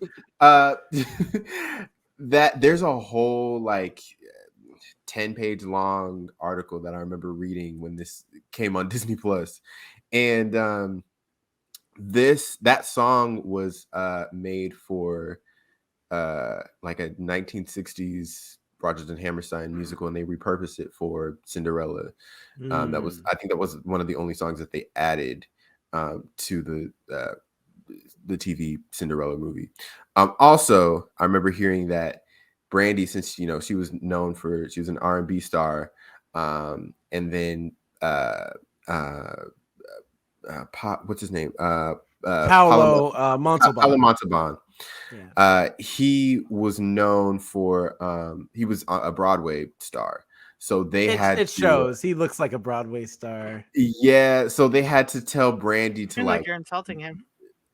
No. I'm just saying, like, he has that Broadway, because Hugh Jackman has that too. Like, whenever when you see Hugh Jackman in like stuff like X-Men, you're like, you wouldn't think it, but then you see him in like Peter Pan or and Greatest Showman, it's like, no, you're a Broadway guy. Like, you could tell you're a Broadway that whole guy. like using all your body, all the movements. Yeah. Right. So they had to tell Brandy to, Broadway it up a little more, and him to, R&B it a little more so they could meet each other at the same That's level. what I mean. It's like it's not that the song is awful. Sorry, I just didn't think it though when matched, you said that really quick was like Save the Last Dance with R&B and ballet together. I remember that movie. That scene is so great. It makes me think of that Bill Burr joke where he's like, "I'm sorry, I'm tired of these movies of black people, white people getting to get along together. Because I'm telling you now, I have black friends, and not once during the evening have they ever tried to teach me how to dance, nor have I tried to save one of their schools." And I'm like, "See, with Mexicans, all right, I'm with you. How to dance. We'll teach you how to dance. Usually, we'll just kind of grab you and whip you around, but like, we'll teach you how to dance. Although." Most of the time we're drunk when you're doing that. So, but yeah, that's just when you said that I was like, "Oh, Say the Last Dance." Somebody recreated those dance movements, just like in their living room setting without the music, and it's like, wow, that is actually pretty bad. Broken down individually, they're not good moves. I just wish that the Caribbean element was bigger, because I think about stuff like Moana, where behind the scenes for Moana, they went to more like Polynesian / Hawaiian islands to really take in the culture, examine it, study it, be a part of it, so that when they wrote the movie, all of that was integrated in very well and honestly. And so it's like with this movie, that again, it's this thing of like, if you're gonna do it, if you're gonna diversify, if your whole thing is, well, we want to do something different, then do something different. Don't just make it the setting. It's the same thing with the princesses. Yeah, all of them are from different cultures. You'll find out how or why they just are. So they're set dressing. That's really what they are at that point. That's fair. Like, if you're going to add a cultural significance or a cultural location, add the culture to it. Right. It's not about them like showing the struggle. I don't need to see them like, it's like, oh man, remember those times when those boats came through with all those black people and it was just a sad day that day. We don't need all that, but it'd be nice to see some Caribbean culture. Show me some of the food. Like, you put the music in there. Okay, cool. Show me some of the hairstyles, maybe how the market actually operates and stuff. Past just, here's a coconut and that's it. Like, you get a coconut. You know what I mean? Like how Scuttle was like, they really hate humans really hate coconuts out there. That was a the funny moment joke. They get them, they're just like, hit them. That was a great payoff to a good joke. You know what I mean? That So it's like, it's stuff like that where I'm like, I feel like it's why I say, like, I don't hate this movie, but I just see the seeds of like, oh man, this movie could have been it could have gone, it was all, it's these seeds of like, it's almost there. You could do something really cool and unique and different, but you want to play it safe, so you won't. And it keeps this movie from being special. It just keeps it being basic, like something that's nice to put on for the kids in the background, but it doesn't really mean anything. I feel like they were willing to branch out a little earlier with the live actions, like with Cinderella. They kept making so many that it was different. They finally added like different stuff, more risk or stuff like that. Even with the Beauty and Beast and their like gay character, but they added more about the mom and Gaston's like PTSD and showing he has anxiety and like his little friend footman. What is he called? Anyway, showing LeFou, thank you. Showing how LeFou's like, all right, count to 10, remember how to breathe, everything like that. So those are like little risks with big even payoffs. Aladdin like gave Jasmine like more of like a like leader role. Like Jasmine, like because she was going to be the next princess. Yeah, she was going to be the next. She wants to be Sultan. So like they're clearly showing you're willing to take like little payoffs that have, or little risks that have big payoffs. But this one was like you're right. They put in a lot of seeds for like stories. Never tried the risk of it. Never tried going further with it. So it's like, okay, so what you're doing is you're playing Lion King instead. You're doing shot by shot, pretending something's new in there by adding a new song or two, but then giving us just a shot by shot remake. And it's like, okay, so what was the point of making Little Mermaid? Clearly nobody was asking for it. Nobody wanted it. It came. Music was, decent. The Scuttlecrab thing is definitely, Scuttlebug is definitely going to be a thing. It's going to be annoying. But like, you didn't actually it's give gonna be a TikTok song for sure. It's gonna come up, and I know it is. But you didn't give us anything to be like, hey, yeah, this was definitely something I remember from the new remake. Other than like Halle Bailey. Yeah. Halle Bailey. I was gonna call her Halle Bailey. The way she scuttles up the rock, or the weird tint coloring of this movie, or the fact that the prince is randomly adopted, which they don't really touch on. They're like, oh, you're adopted. They like, it's a throwaway comment, really. Like, just remember, and you're like, oh, that's supposed to be the issues of your deep sadness. Or rather, it's the thing they throw in his face. Yeah, constantly. It felt like an offhanded comment for the audience. Just be like, remember. I guess to him too. Remember, you're adopted. You don't really belong here. That's why you're always sad and alone and collecting little trinkets instead of out with people. That was the nice thing I did like. I don't know. I disagree with y'all because I think, well, so I will have to do a rewatch of the original Little Mermaid.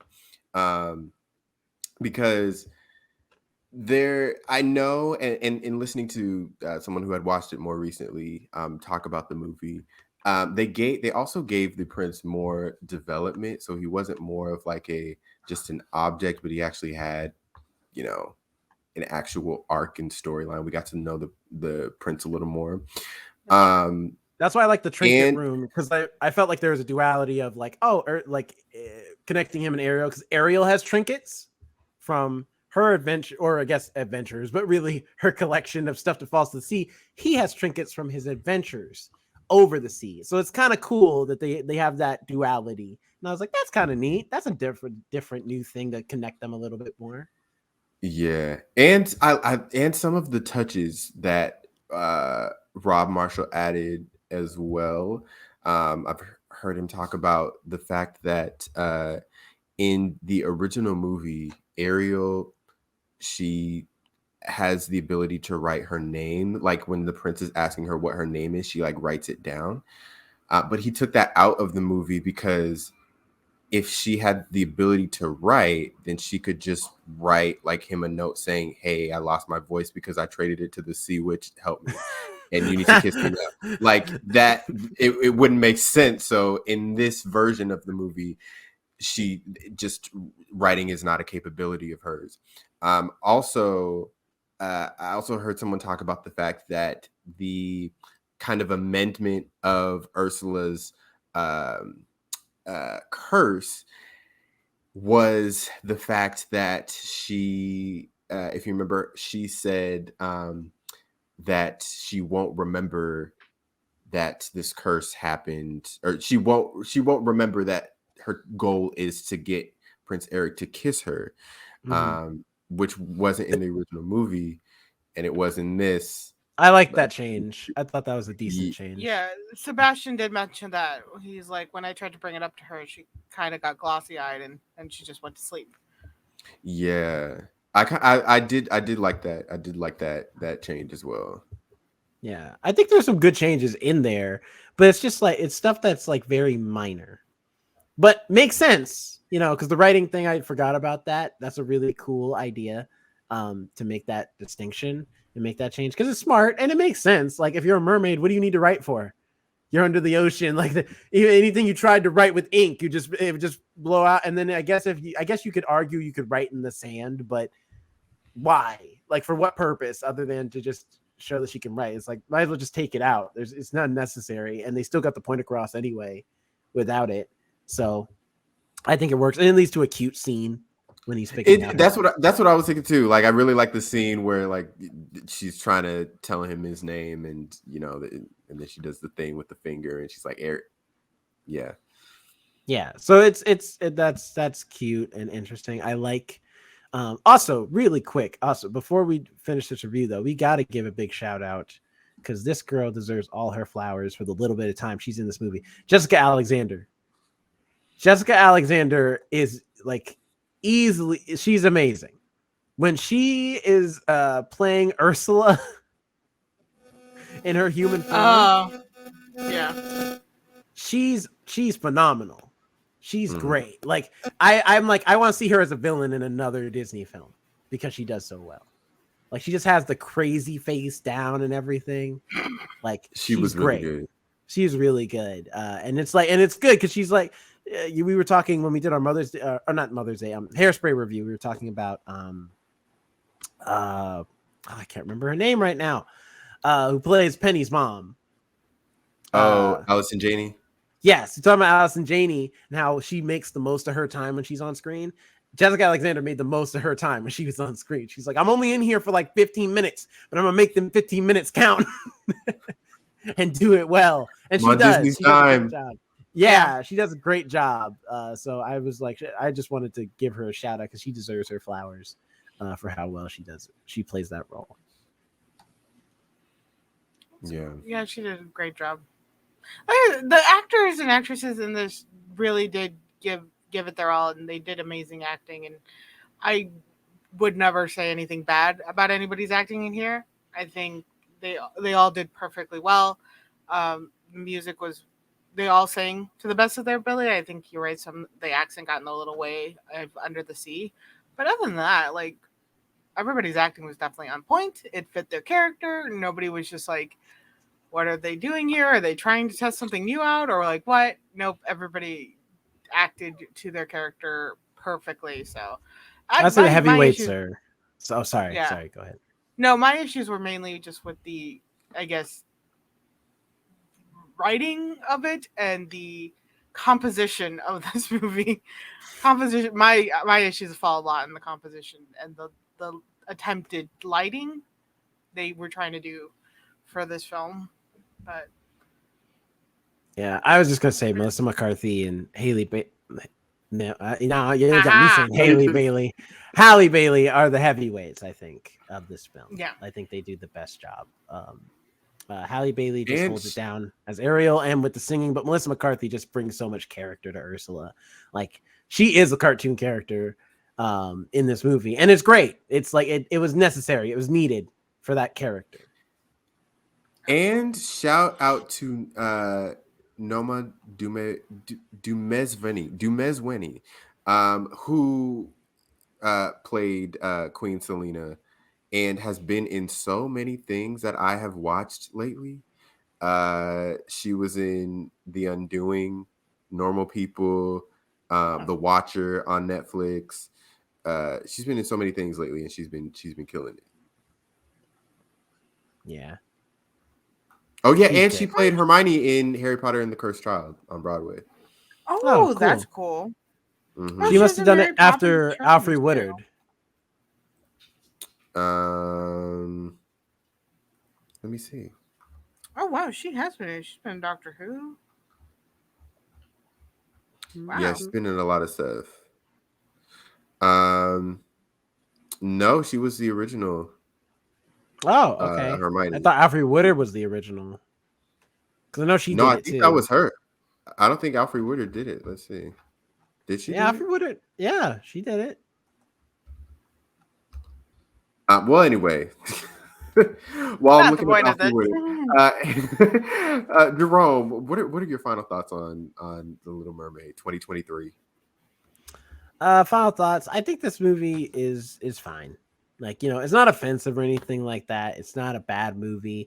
I don't think anyone does a terrible job acting wise or anything like that. Um, it's good.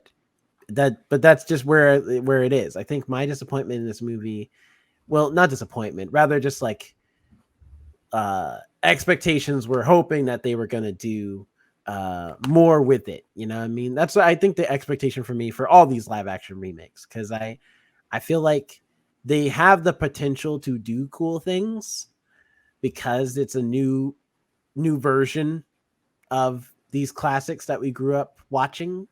So it's like you have a chance to do something different and fresh with it and revitalize this material. But in the for the sake of making money and and getting butts in seats, you will not. And it's kind of disappointing because it feels like, it's like you guys have the power to do that. You're writing the movie and you're Disney. You can get away with pretty much anything except murder. Like, you know what I mean? So And even then, even then there's possibilities. But I'm just saying, it's like you have the power to completely change the game on some of these like old tales that you've had existed for 20 plus years now as films. And so I really just wish this movie had taken those chances more, because it hasn't. I feel like I said the same thing with Polite Society, but at least Polite Society's uh is trying other new things. It's an original story. There's some new things they're trying to develop. And so they're trying to play it safe because they don't know how much the audience is going to vibe with this or not. You have a proven product to know how people are going to vibe with this movie. So you know what can and cannot work, and how and where you can push the boundaries and where you can't, and you still won't push them anyway. So that's a major disappointment for me on that end. But as far as a grade goes, I'm giving this a C. It's very middle of the road for me. Like, it's not amazing, but it's not bad either. So I looked up Alfred Woodard, Harry Potter, and the Cursed Child, and nothing came up. I I don't thought I think she saw was her in it. name attached to it. All right. Ha, you're wrong. Alex. I hadn't done anything in a while. Alex, what are your thoughts now that you've spoken up? What are your thoughts? I give this movie a solid B. I think it's cute. I think it's something kids are definitely going to enjoy, whether they've seen the original Little Mermaid or not. I think we want a little more just because this is a Disney classic film. It's our Little Mermaid reimagined. And there are, whether you think about it or not, sometimes I think you do think about cartoon movies and their live action versions. So you do already go in with a certain mindset because you're like, oh, if they ever do make this live action, I want these actors. So I will say that that does influence a lot actually, but I think it was a cute film, and I repeatedly say just contrast and lighting was my big issue, but in the end it was colorful, it was bright, the songs were cute. They're definitely going to make kids happy, and in the end that's what a Disney movie should be doing, making the kids happy and making the parents annoyed with the songs the kids will be singing. So what about you, Jonathan? I really enjoyed this movie. If you couldn't tell already, I had a great time watching it. Again with my little nachos, and I want nachos. I know, right? That sounds good. Um, I am going to have to give it probably an A minus. The minus due to, um, like I mentioned, the song that I thought that was a little bit unnecessary. It gave me vibes of the Beauty and the Beast song. Also, there were some moments where like the CGI was like not hitting as well as it could have, but overall, I was really immersed in it, and I really thought it was beautifully done, especially the scene where they're on the boat and Sebastian Steen kissed the girl. I thought that was a gorgeous scene. The nighttime, it was all lit up and everything, and they were out in the water on the boat. And it was a cute scene as well when she's telling him her name and everything, and you think they're about to kiss, and they're about to, but then Ursula screws it all up. But that's the whole point. That's how you move the story along. Also, why are you acting like you didn't know that was gonna happen? That's what I'm saying. I was immersed in it, even though I knew it was gonna happen. I knew we still had an hour left in this 2-hour long movie. Yeah. Also, Giant Ursula didn't look bad in this movie. I was worried that it wasn't going to look good in this movie, but it actually looks all right. Yeah, she did look quite terrifying. Yeah, they hid in the shadows very well. Yeah. Because that's what you do. No, that's what you do. That you ever notice that most CG happens like in a darkened room or whatever? Like, yeah, use the shadows to hide. Like, so if you like have stuff you can't finish or it doesn't look quite right in the light, you hide it in the shadows, and it makes it look much better. What we do in the shadows. But Halle Bailey, she is a star. She had so much charisma. She just, she breathed and walked Disney princess. You could tell that she was just so ethereal, even in the way that she walked and talked, and just her little moments when she wasn't talking, when she was completely voiceless, she still had a charm about her demeanor that was really present on screen. And like I mentioned, her chemistry with Prince Eric, her chemistry with Javier Bardem as well, I thought was really good. And Ursula, Melissa McCarthy, she did that as well. I can't wait to see Halle Bailey in The Little Mermaid. I can't wait to see what Jonah Hauer-King does with his career as well too. I think he's got a promising promising future ahead. Yes, a promising future. This is probably up there for my Disney remakes of the modern era. If we're not including the Brandy's, Cinderellas of it all. I'm gonna say no.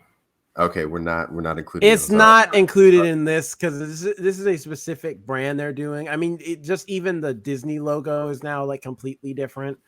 Which I was telling my girlfriend because they keep changing it, and I'm like, it's even longer now. It just keeps getting longer every time they change it. Well, do you notice? Well, sometimes they'll do the Cinderella's castle or whatever, and then they'll transition it.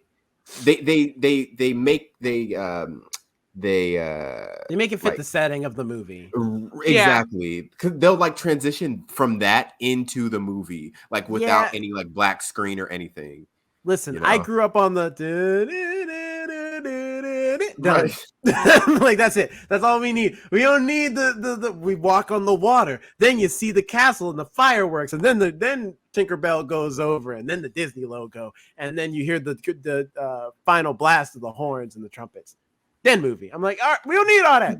We didn't need it back in the 90s. We don't need it now. To be fair, I wasn't mad at it. And I didn't notice it as much.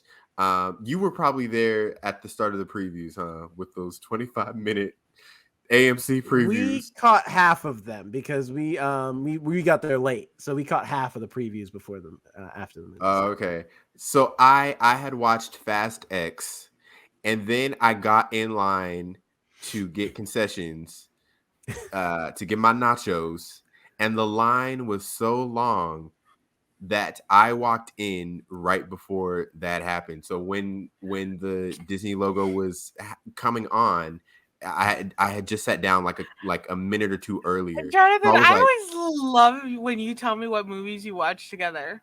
Because they're never, ever the same. Like, I watched this movie and this movie. Never the same vibe. Very different vibes every here's what's single funny. time. And it's great. I love it. What's funny to me, though, is, Jonathan, were you amazed that Little Mermaid made more sense than Fast X, a movie that's supposed to take place in reality? Oh, my God. I can't with either. I'm not surprised. But that's watch our Fast X review. That was last week, right? And then next week I'm gonna watch The Boogeyman, and I don't know, something completely opposite of that. I'm excited to see The Boogeyman. I know, me too. We're not reviewing that. I'm just excited to see it. No, we're not reviewing that. So if you want to know more about The Boogeyman, go see it for yourself, I guess. Wait, what was did you give a grade, Jonathan? Did I miss that? A-. Yeah. You know it's going to be high. I still want to know. I still want to hear his opinion or his grade. I don't care. Alex gave a B. That's only 2 below mine. It's a good film. I think it's a good Disney film, especially for this generation.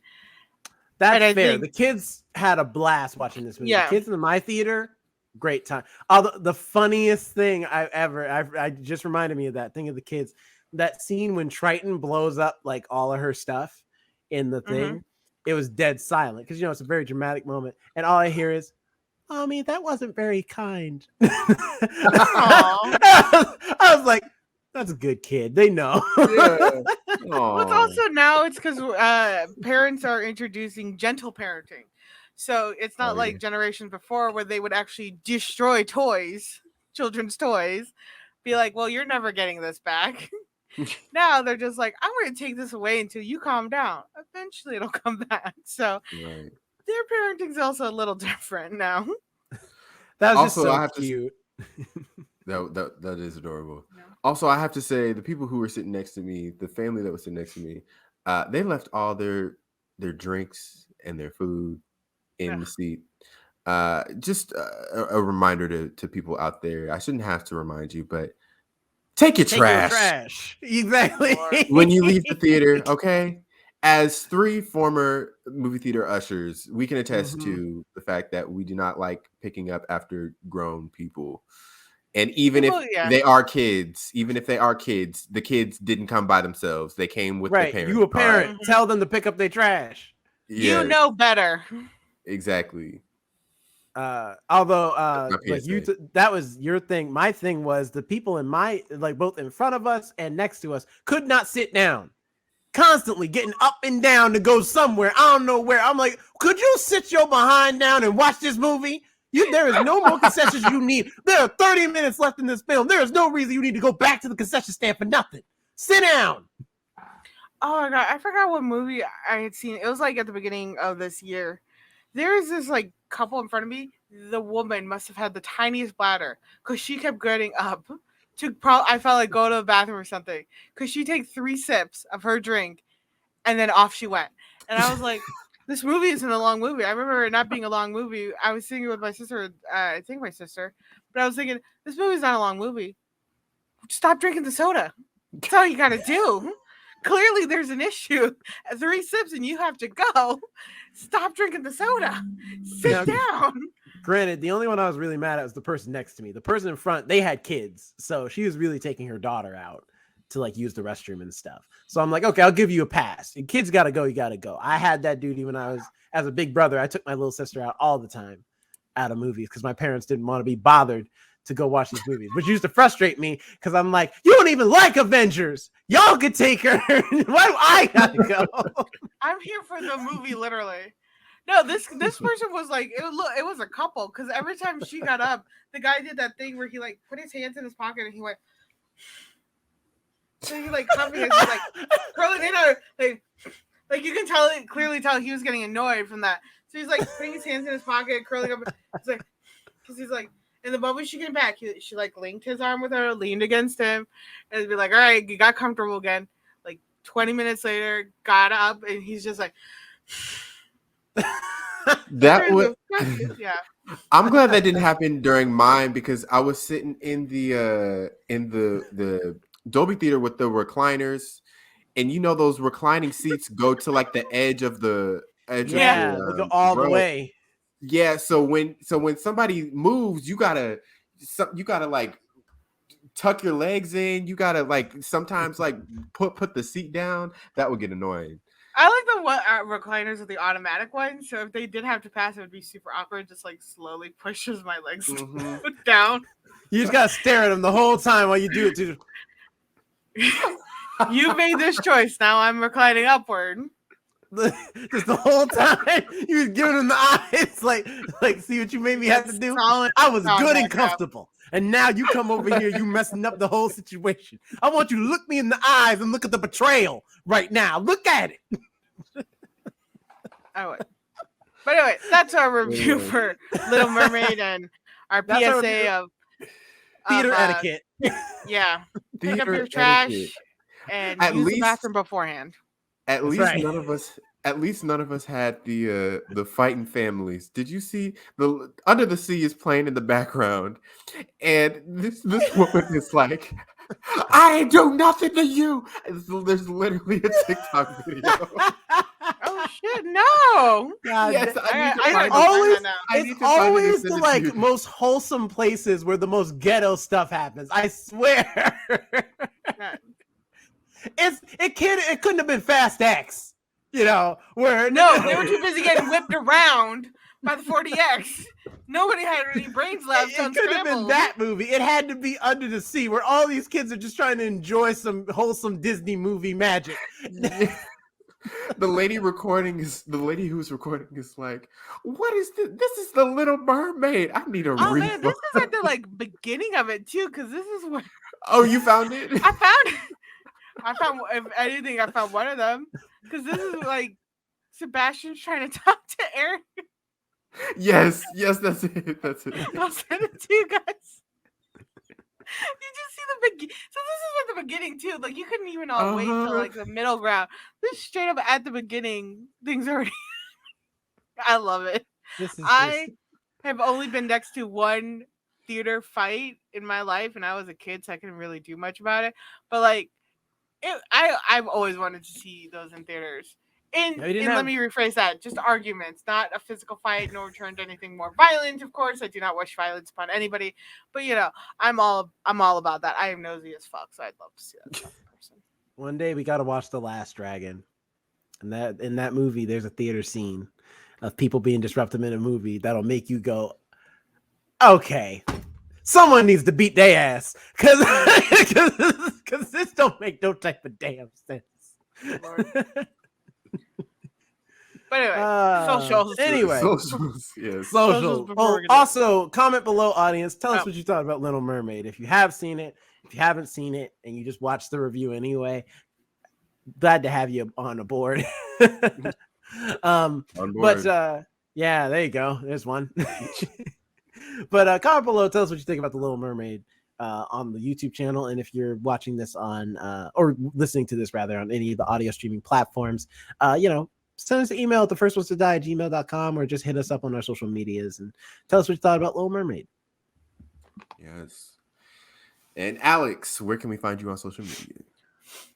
You can find me at Alex and Nobody on Instagram and on TikTok, as well as the podcast TikTok, The First Ones to Die, where I post little clips of our episodes, things we will be reviewing as well, and my own little edits of things I watch when I'm high. And if you guys could just come over there, say hi, and yeah, that's where you can all find me. What about you, Jerome? Where are we finding you? You can find me at Not Jerome on Instagram, and that's the only one I'm going to plug because I'm just too busy right now. I can't do the others right now. So that's the only one I put up, honestly. So you can follow me at Not Jerome on Instagram and find out more about what's going on. I am going to start posting up more stuff about this, so just be on the lookout for that. But also, I've been looking at all the stories. Yeah, liking this stuff. So be on the lookout for more stuff about some comic book stuff. But also, I feel like I have a lot of backlog stuff from the past 2 years that I haven't put on social media. So be on the lookout. But also, if you want to know what extra stuff we are doing that you can't get on any of the other streaming platforms, follow us at the First Ones to Die on our YouTube channel, where you can check out all types of extra content, stuff like gaming videos, blogs, mini reviews for stuff we just didn't have time to do full podcast reviews for. Bless you. Bless you again. Bless you. Book reviews, and of course, film versions of all of the podcasts. So if you want to see our beautiful faces, come on over there and see that. In fact, we got some gaming content coming up soon. I'm not going to spoil the surprise for what it is, but just know it's a sequel to a thing we did a couple years back, and I am so excited for you guys to check it out. So be on the lookout for that when that comes out. I forgot what you were talking about for a second, but I just remembered. So we got some stuff on the horizon, and eventually we will get our Twitch streaming channel back up. We're just taking a bit of a break because a lot of us are really busy right now, but we'll get back to it. And when we do, we will let you know. So the only way for you to stay up to date is check out the Instagram, so you can be on the lookout for when we do our Twitch streams live at the First Ones to Die plays. So be on the lookout for that. Jonathan, where can people find you? You can find me at Jonathan Keys on Twitter, Instagram, wherever you please. You can follow us the First Ones to Die on all of these social platforms. If you're watching us on YouTube, please give us a like and subscribe and comment below. What are your thoughts on The Little Mermaid? Do you agree with us? Do you disagree? Also, if you're listening to us on your favorite podcast platform, please give us a 5-star rating and review. We would really appreciate that immensely. And until next week. Well, next week, in honor of Pride, we're watching Tu Wong Fu. Thanks for everything, Julie Newmar. That is the whole title, folks. I am not joking. And it's a movie classic, a comedy LGBT classic. I am excited for us to review this movie. I am really curious to see what you two have to say about this movie, because it doesn't sound like you both have seen it. So I'm excited to hear what you guys have to say about it. I haven't looked anything up on it. I feel like I probably have seen it, but don't remember the title. So I'm waiting until I'm ready to watch it. I'm not even going to look up what it's about, who are the actors in it, or anything until I'm ready to like sit there and watch it. I will tell you it's on Amazon Prime, so you can watch it on Amazon Prime. Cool. All right. So yeah, so be on the lookout for that next week. All right, Jonathan, go ahead. Well, that's it. That's it. We'll see you then. Yep. Bye.